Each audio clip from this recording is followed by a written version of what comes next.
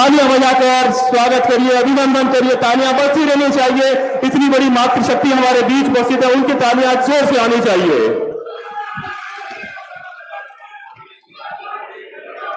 श्री अशोक गहलोत जी, श्री सचिन पायलट जी,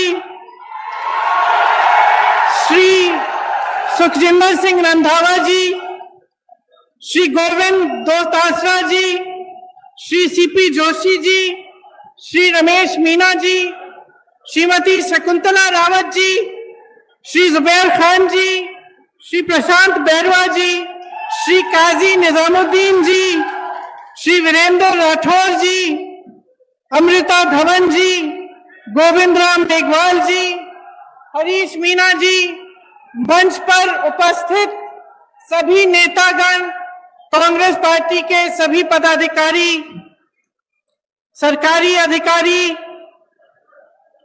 और मेरे भाइयों और बहनों, आपको इस सभा में स्वागत करते हुए मुझे बहुत खुशी हो रही है।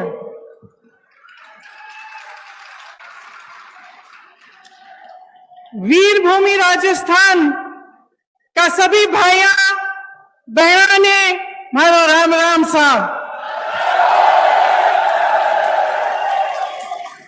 मने विश्वास है कि जोधपुरिया देव जी और धन्ना भगत जी का आशीर्वाद हो है सगला अच्छा हो। दुनिया के कोने कोने से लोग भक्ति, शक्ति, वीरता और अपनायत की धरती राजस्थान में आते हैं। इस धरती को देखने आते हैं, इस धरती के बारे में सीखने आते हैं, यहाँ की पुरानी कहानियां को सुनने आते हैं और ये देखने आते हैं कि यहाँ की वीर और साहसी जनता किस तरह से अपने जीवन के संघर्ष में आगे बढ़ रही है। आपका प्रदेश कर्तव्य, सेवा और वीरता का मिसाल है। इस प्रदेश पर, राजस्थान पर हमारे पूरे देश को गौरव है।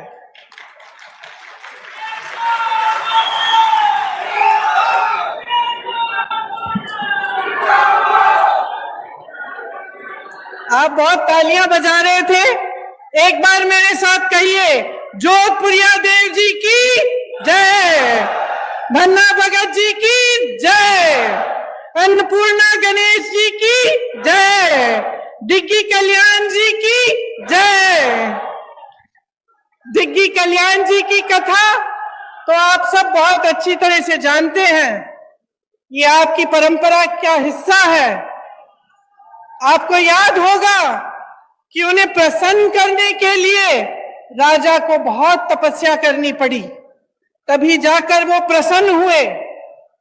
उसी तरह से जो हमारा देश एक लोकतंत्र कहलाया जाता है, लोकतंत्र में जनता ही भगवान होता है, धोती है, जनता जनार्दन है। जनता की सेवा, उसका सत्य, उसका सच्चा अर्थ क्या होता है कि जनता सबसे सर्वोपरि है, परी है, सबसे ऊंची जनता होती है। यही हमारी देश की राजनीतिक परंपरा रही है। आप अगर गांधी जी को देखें, जिसने देश की राजनीतिक नींव डाली, स्वतंत्रता संग्राम लड़ा हमारे लिए, इस देश को आजाद किया, उनको देखिए, उनमें कितनी सादगी थी, किस तरह से उन्होंने अपना पूरा जीवन देश की जनता को दिया। हमेशा ये कहते थे कि देश का गरीब सर्वोपरि है। कहते थे कि जब तक इस देश के एक भी वासी के आंखों में आंसू है, जब तक वो आंसू हम नहीं पहुंच पाएंगे, तब तक हमारा काम पूरा नहीं हुआ। यही हमारी लोकतंत्र की नींव है, हमारी राजनीति की नींव है। आज राजस्थान सरकार भी अपने जन कल्याणकारी कार्यक्रम से, योजनाओं से इसी तरह आगे बढ़ रही है, ये समझकर कि गरीब को गणेश जी समझकर और किसान को भगवान समझकर। यही भावना मन में लेकर सरकार के जितने भी अधिकारी हैं और हमारे मुख्यमंत्री जी हैं, कांग्रेस पार्टी के नेतागण हैं, सब इसी भावना को मन में लेकर दिन रात काम कर रहे हैं। आज मैं सवाई माधोपुर से आई, वहां आप सबको मालूम होगा, खासतौर से मेरी बहनों को, कि वहां रणथंभौर के किले में एक प्रसिद्ध गणेश जी का मंदिर है। गई हुई है ना? हाँ, मैंने देखा है। जब भी मैं आती हूँ तो खूब सारी खासतौर से महिलाएं जाती हैं और मुझे हमेशा ताज्जुब होता है जब मैं उस रास्ते से गुजरती हूँ। मैं भी गई हूँ उस मंदिर में कई बार। तो जब वापस आती हूँ कभी कभी शाम हो जाती है, जंगल है वहां, आप गई हैं, आपने देखा होगा। उसी रास्ते से शेर आते हैं, उसी रास्ते से बाघ चल के आते हैं, उसी रास्ते से कई ऐसे जानवर आते हैं जिनसे अगर आमना सामना हो जाए तो आपको दिक्कत हो सकती है, चोट पहुंच सकती है। लेकिन मैं हमेशा देखती हूं कि मंदिर से आते हुए जो लोग हैं वो अपने दिल में श्रद्धा लेकर एक आस्था रखते हैं कि हम मंदिर से आ रहे हैं, हमें कुछ नहीं होगा। और उसी जंगल के रास्ते से चलते चलते वो अपने घर की ओर चलते हैं। मेरे मन में अक्सर ये बात आती है जब मैं मंदिरों में जाती हूं, लोगों की श्रद्धा को देखती हूं, कि इस तरह की श्रद्धा हम नेताओं के दिल में आपके लिए होनी चाहिए। जब हम कहते हैं कि जनता जनार्दन है तो ये बहुत गहरी बात है और इस बात को समझना जनता के लिए भी और नेताओं के लिए भी बहुत जरूरी है। हमें समझना जरूरी इसलिए है क्योंकि जब हम दिन रात काम करते हैं, जब सत्ता में आ जाते हैं, तो अक्सर ये होता है कि अपनी महत्वाकांक्षाएं आगे हो जाती हैं। ये हो जाता है कि बहुत सत्ता मिल जाती है इंसान को तो भूल जाता है कि सत्ता में लाया कौन। और आपको याद ये बात रखनी चाहिए, क्योंकि आपको ये बात कभी नहीं भूलनी चाहिए कि सत्ता देने वाले आप हैं।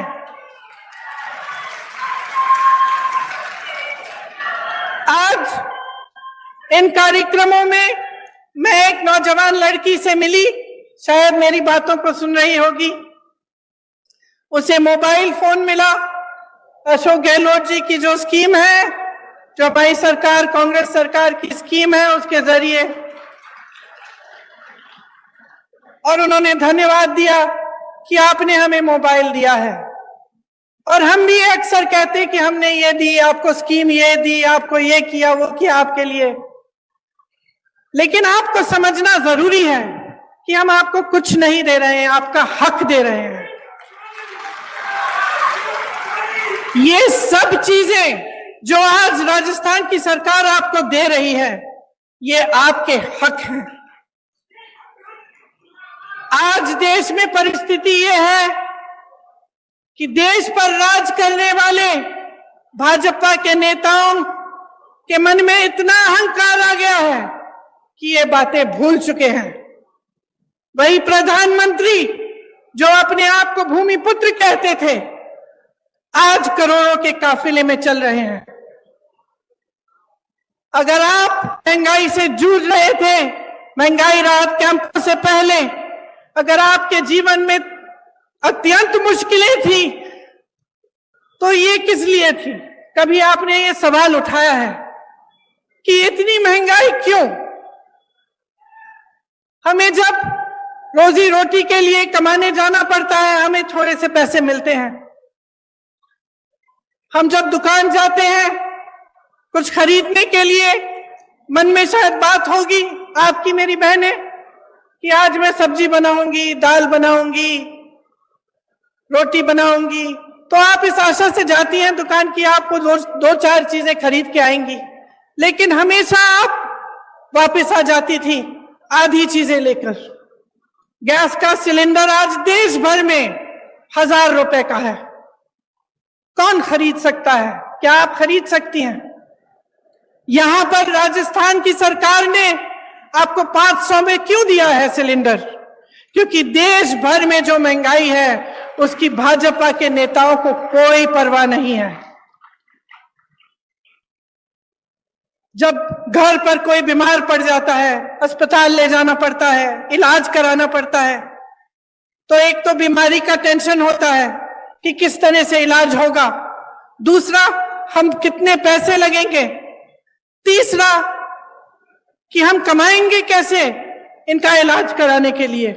इसी तरह से कोई घर में एक कमरा बनाना हो, डर लगता है कि कितने का होगा, हमारे पास इतने पैसे हैं कि हम खर्च कर सकते हैं, बारिशें आ रही हैं, पानी चू रहा है ऊपर छत से, छत की मरम्मत करने के लिए आप 10 बार सोचते हैं कि करना चाहिए कि नहीं, हमारे पास शायद पैसे नहीं होंगे।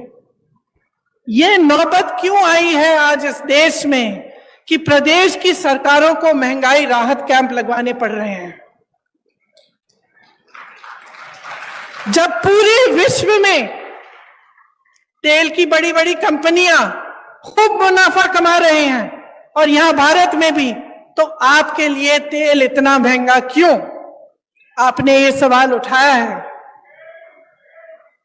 आपको ये सवाल उठाने पड़ेंगे कि ये सब जो आपको दिख रहा है इसमें असलियत क्या है। आपने देखा होगा हिमाचल प्रदेश में खूब बारिश आई, बारिश की वजह से टीवी पे आपने देखा होगा इतने सारे लोगों के घर गिर गए, खूब भारी नुकसान हुआ, जनता ने झेला ये नुकसान। हमारी सरकार ने प्रयास किया कि उनकी मदद हो, लेकिन प्रधानमंत्री जी के मित्र बड़े उद्योगपति अडानी जी ने क्या किया? जो सेब को उगाते हैं, जो सेब की पेटियां हैं, उनको बेचने के लिए जब किसान गए तो उन्होंने दाम घटा दिए, खरीदने का दाम घटा दिया। जिनको अपने घर बनाने पड़े क्योंकि इतनी बर्बादी हुई, घर पे घर गिर गए, जिनको अपना घर बनाना था, सीमेंट खरीदने गए, अडानी जी ने सीमेंट का दाम ऊपर कर दिया है, बढ़ा दिया है। और इनके पीछे कौन है? इनके पीछे हमारे प्रधानमंत्री हैं, जिन्होंने इस देश की पूरी संपत्ति अपने उद्योगपति मित्रों को दे दी।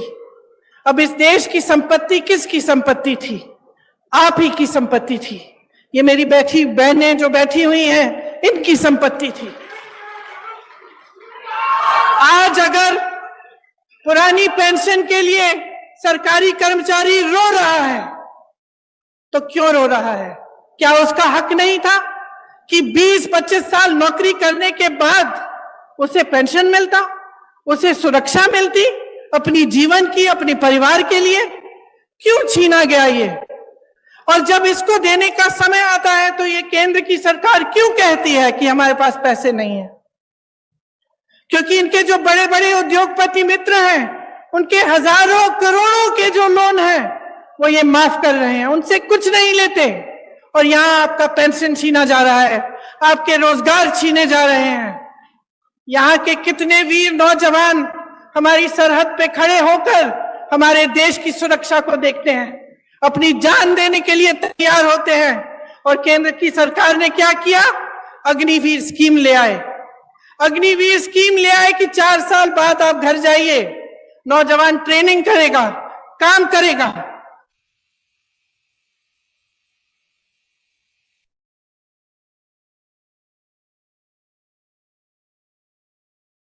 चाहिए था केंद्र सरकार को, वह भी नहीं किया।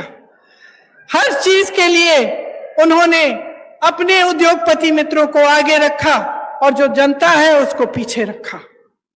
आज ये स्थिति है कि 45 सालों में सबसे अधिकतम बेरोजगारी आज है हमारे देश में। जब आपके सामने चुनाव के लिए वोट मांगने आते हैं तो बड़ी बड़ी बातें करते हैं और अक्सर बीच में धर्म को ले आते हैं, जाति को ले आते हैं, अलग अलग बातों को ले आते हैं जिससे आपके जज्बात जुड़े हुए हैं।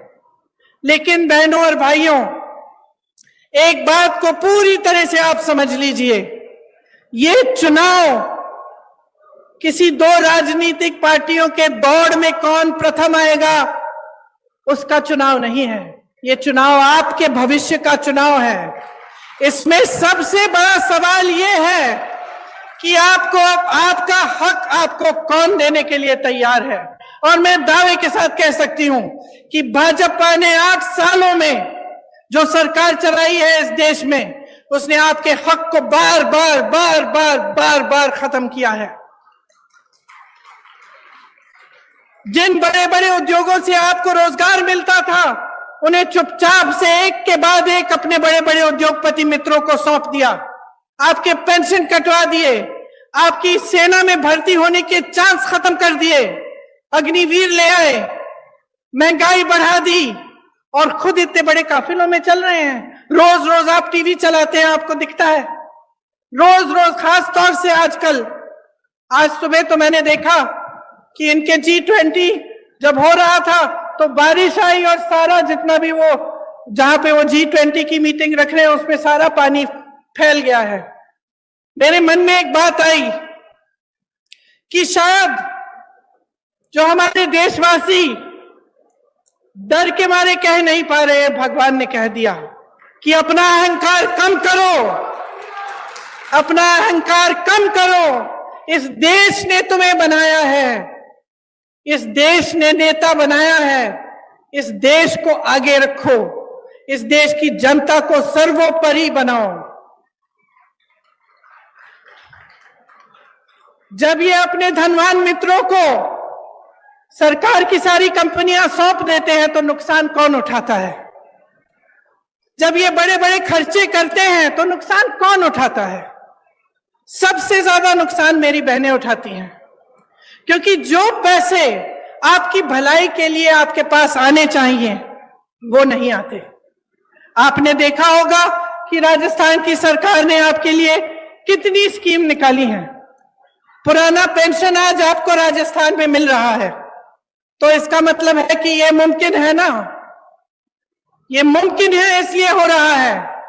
आज जितनी भी स्कीमें हैं जिनके बारे में मुख्यमंत्री जी ने आपको बताया, जिनके बारे में यहां पे सारे बोर्ड लगे हुए हैं, कि चाहे वो इंदिरा रसोई हो जिसमें आपको 8 रुपए में पूरी थाली मिल रही है खाने की, चाहे वो चिरंजीवी योजना हो जिससे आपका इलाज मुफ्त में हो रहा है, चाहे महिलाओं के लिए मोबाइल का स्कीम हो जिससे नौजवान महिलाओं के लिए खास तौर से अच्छा है क्योंकि आप इस पर पढ़ाई कर सकते हैं, सब जानकारियां आपको इस पर मिल सकती हैं। और आपकी सुरक्षा के लिए भी अच्छा है कि कभी आप ऐसी स्थिति में हो तो आप घर फोन कर सकते हैं, किसी को बुला सकते हैं।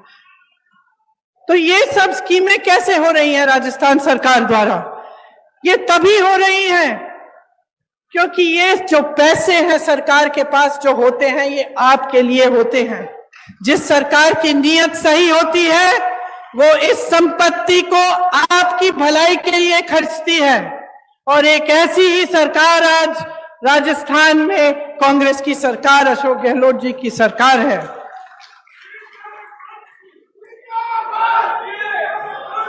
मोदी सरकार ने पेट्रोल डीजल पर टैक्स लगाकर, आपको मालूम है, जनता से 32 लाख करोड़ रुपए खींचे हैं और उन रुपयों का मनमाने के हिस्से खर्च करते हैं। ऐसे बड़ी बड़ी महफिलों में, अपनी बड़ी बड़ी कारवाओं में, तो आपके लिए फिर क्या बचता है? इनका ध्यान सिर्फ सत्ता को पकड़ के रखने में रहता है। आपने देखा होगा कि कितनी सरकारें इन्होंने ऐसे ही गिरा दी, किसी को पैसे खिला के, किसी को धमका के, किसी को डरा के। जब सरकार का ध्यान सिर्फ सत्ता में रहने के लिए रहता है, जब उनकी पूरे जितने भी उनके प्रयास हैं इसी में रहते हैं कि हम किस तरह से इस कुर्सी पे बैठे रहें, तो वो आपकी भलाई नहीं देखते, आपको भूल जाते हैं। उनके लिए आपकी जो समस्याएं हैं, आपकी जरूरतें हैं, वो महत्वपूर्ण नहीं रहती। और ऐसी ही सरकार आज केंद्र में चल रही है। इस सरकार में धनवान का जय जयकार है, सिर्फ धनवान का जय जयकार है। और जो आपकी जरूरतें हैं, आपकी समस्याएं हैं, उनको हल करने का कोई नामो निशान नहीं है। इसीलिए इतना बोझ प्रदेश की सरकारों पर पड़ रहा है कि हर चीज के लिए आपके लिए राहत दिलवाने के लिए, आपकी मदद के लिए, आपकी सहायता के लिए इनको करना पड़ रहा है। और ये सही भी है। और जैसे मैंने कहा कि कांग्रेस के जितने भी नेता हैं जो उपस्थित हैं इस मंच पर, वो सब आप ही के लिए प्रयास करना चाहते हैं। वो चाहते हैं कि आपको आपका हक मिले और हर तरह से आपके लिए काम हो। देवनारायण जी की श्रद्धा, डिग्गी कल्याण जी के विचार, धन्ना भगत जी का मिसाल, इन्हीं पर कांग्रेस काम कर रही है। केंद्र द्वारा जो बढ़ती महंगाई का सामना करने के लिए राजस्थान कांग्रेस सरकार ने आपकी मदद की, उसका पूरा प्रयास दिन रात होता है। देश में सबसे बड़ा स्वास्थ्य बीमा का कार्यक्रम राजस्थान में है।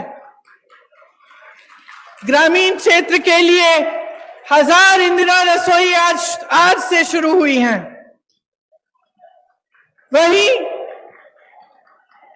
Indira Gandhi gas cylinder scheme में आपको गैस सिलेंडर 500 रुपए का मिल रहा है। साथ साथ मेरी बहनों के लिए इंदिरा गांधी स्मार्टफोन की जो योजना है, जिसका मैंने जिक्र किया, इससे आपको सुविधा होगी। कांग्रेस सरकार की नीतियों के चलते 1 करोड़ से ऊपर उपभोक्ताओं का बिजली बिल शून्य आया है।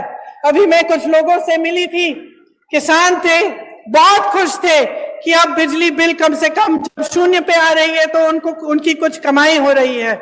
बहुत दिनों से कमा ही नहीं पा रहे थे क्योंकि केंद्र सरकार की नीतियों के चलते बहुत ज्यादा महंगाई का बोझ आप पर है। जो अन्नपूर्णा फूड पैकेट हैं, उनके माध्यम से आपको गेहूं, दाल, चीनी, तेल और नमक और मसाले मिल रहे हैं।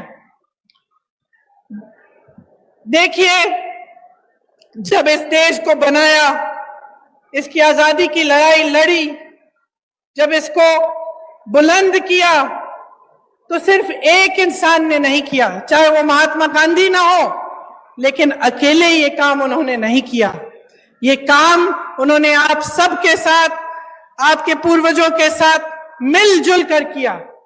इस देश को आजादी दिलवाने वाली जनता थी।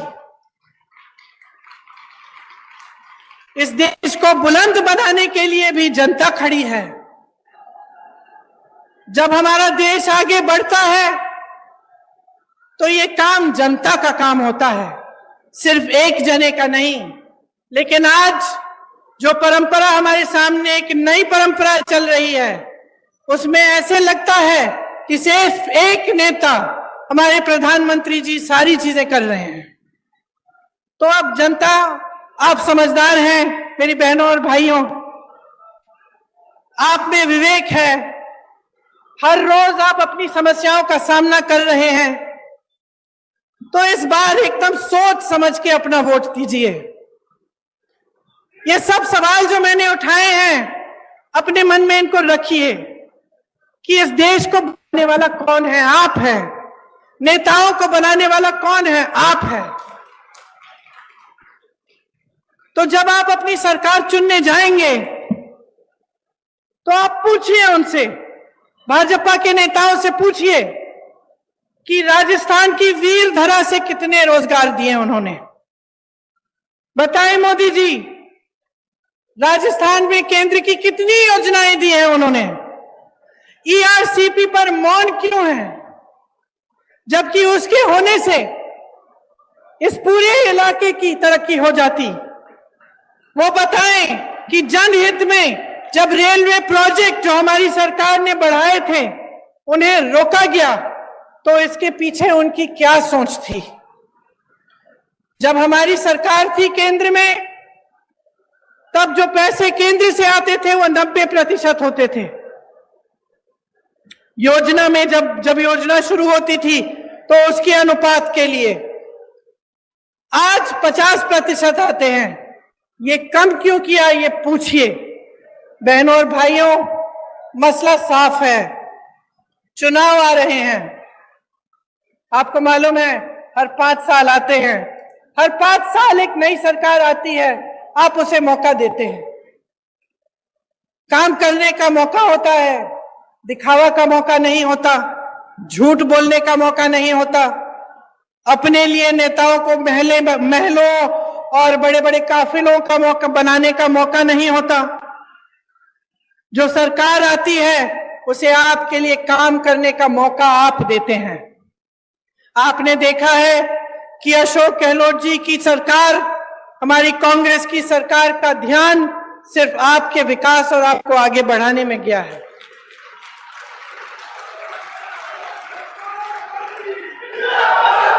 आप अपने अनुभव से ही देखिए कि भाजपा की सरकार, उनकी नीतियां सिर्फ अमीरों को आगे बढ़ाने के लिए हैं, गरीबों को, मिडिल क्लास के लिए कुछ नहीं है इनकी नीतियों में। मोदी जी विदेश जाते हैं, वापस आते हैं, कहते हैं कि बहुत हमारे देश का आगे बढ़ा है, हमारा देश, हमारा मान इतना बड़ा है। बाद में आपको पता चला कि वहां गए और उनके उद्योगपति मित्रों के लिए वो डील कराए आए हैं और बड़े बड़े उद्योगपतियों को खूब वहां से बिजनेस मिल रहा है। तो आप ही बताइए कि आपको ऐसी सरकार चाहिए जो सिर्फ गिने चुने अमीर लोगों को आगे बढ़ाए, कि आपको एक ऐसी सरकार चाहिए जो आपके लिए महंगाई के राहत कैंप लगाए, जो आपके लिए इंदिरा रसोई जैसी योजना लाए, जो महिलाओं को मोबाइल फोन दिलवाए, जो किसानों को आगे बढ़ाने के लिए, उनकी कमाई को बढ़ाने के लिए बिजली के बिल माफ करें, उनके कर्ज माफ करें।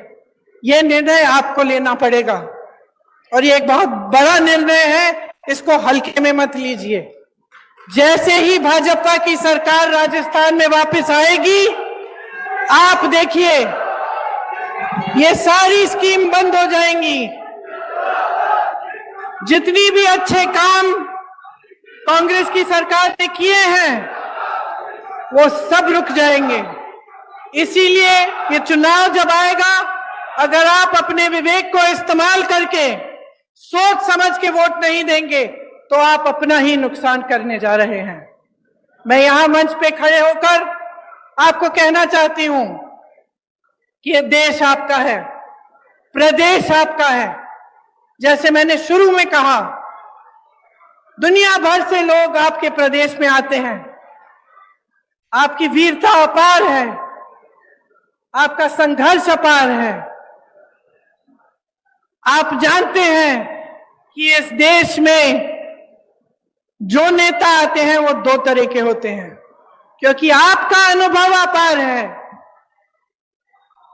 आप शुरू से देखते आ रहे हैं कि कैसी सरकारें आपके प्रदेश में चलते हैं, कैसे नेता होते हैं। दो तरह के नेता होते हैं बहनों और भाइयों।